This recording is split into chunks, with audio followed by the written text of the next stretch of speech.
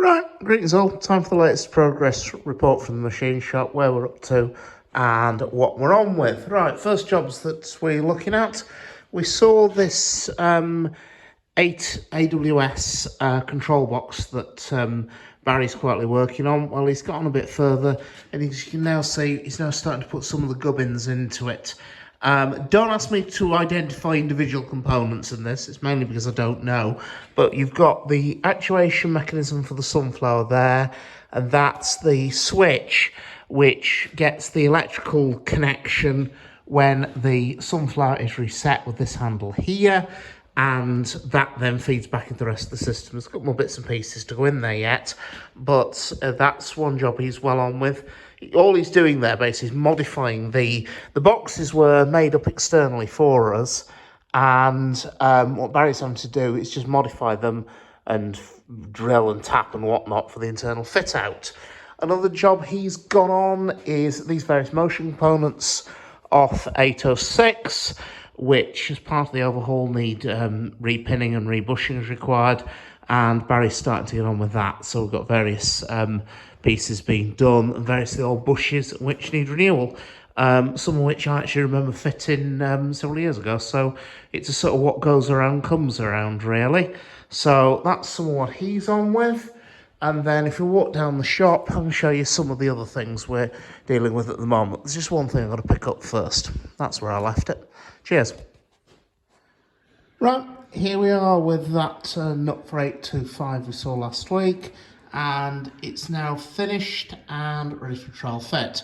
So what I've done is, you can see the dumpling that was on this end that we held it with in the chuck, both in the lathe and the dividing head's gone. I've put my usual little decorative chamfer on, usually to indicate the top end of the nut. I just like it as an artistic little feature. And then I've also bored it out to the core size of the thread and threaded it. The next job is to try it onto the spring hanger. Now, why do I say try it? Because, in the nicest possible way, I'm not quite sure if that thread's the right size. I know it's the right pitch, but I don't know if it's the right size. And we'll just have a quick look at the numbers to see why. Right, here's my very approximate calculations on the thread. Now, what I've started, because I'm making a nut, I've had to start from the core measurement, that is the internal core of the screw thread. As basically, if you take the nut and measure across the crest of the thread inside the nut, you'll end up with that measurement.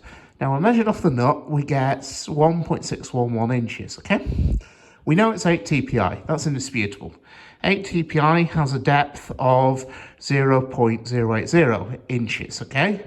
Multiply that up, that's 0.160.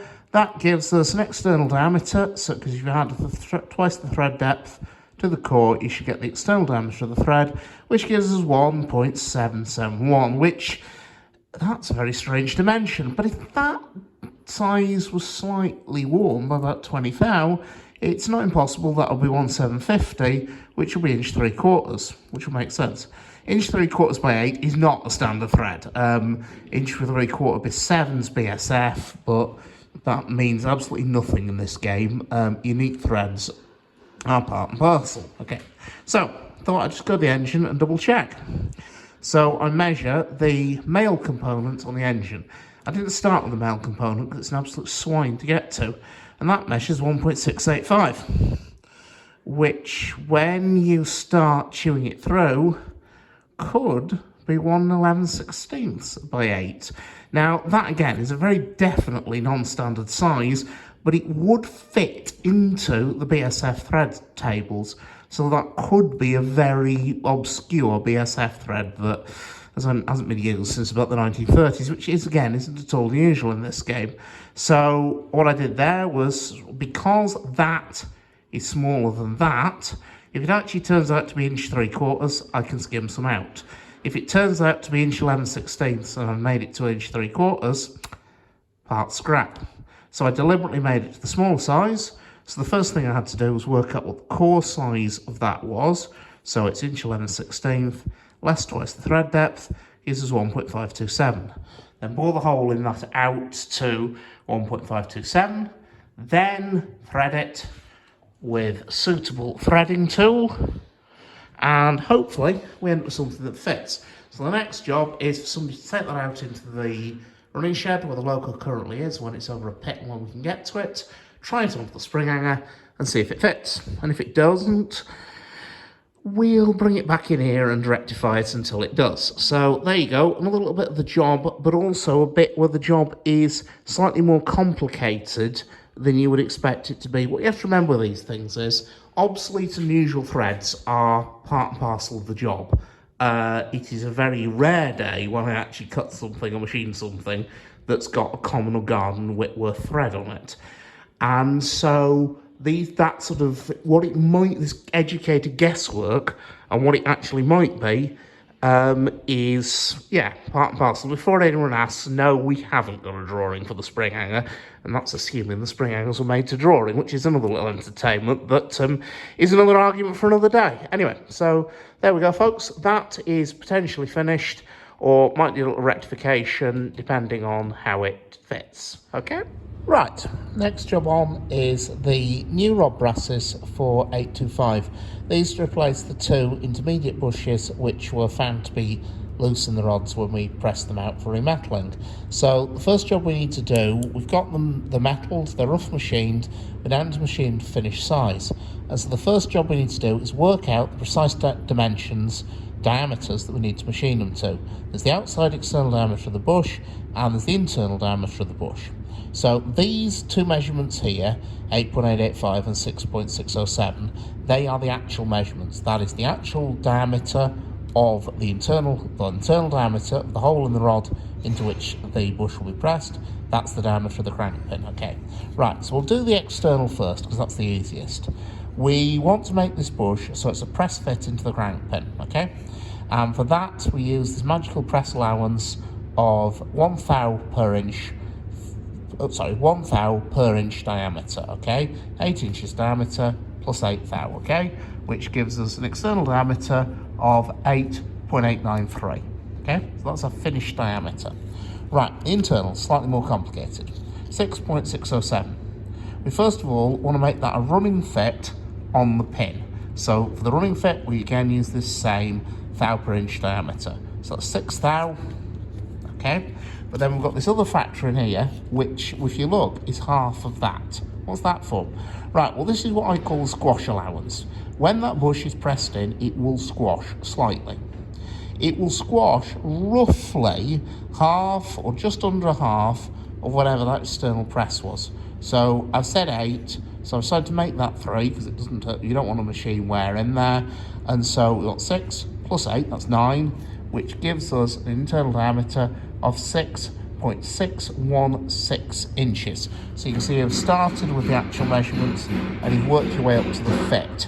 The idea is that when that bush is pressed in, you'll squash about 3 thou, and so you'll end up with a 6 thou running fit, okay? So that's the idea. So that is how you work out the dimensions of the bush, and all we now need to do is make the rough machine bushes machined to those dimensions, okay? Right, new bushes for 825. I've machined the inside, we're now just doing the outside, and the first job is a quick spatio-temporal conflict check as per usual. As you can see, the clearances are slightly tight, and I'd much rather find out by pulling stuff over by hand that it runs into the tool than when it's spinning at 300 revs. So there you go, first job. Right, so there we are, that's the inside and the outside skimmed to what we think are the final dimensions, or what should be the final dimensions according to the DRO. And the really good news is, on the outside, the micrometer agrees. It agrees on the inside as well. So that bush is now to the correct size, the inside and outside diameters.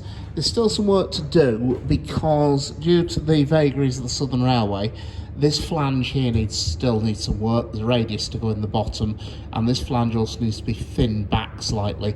The reason I haven't done that work already is, as you can see, I'm holding on the chuck jaws on that flange to turn the outside, and if I machine that flange first of all to its actual finished dimension, the problem will be that I won't be able to get in past the chuck jaws to turn the outside diameter. So the idea is turn the outside and then flip it round, do that flange, job's done. Just needs cleaning up, deburring, and there to go. Now, there may be a slight hiatus in these because I've recently just discovered now that it looks like we've got an emergency rush job for the 9F in the form of 2 bushes on its tender way shaft that needs some breathing on.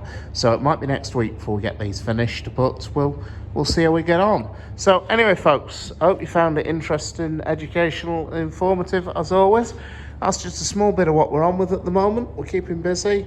So take care, and I'll see you around.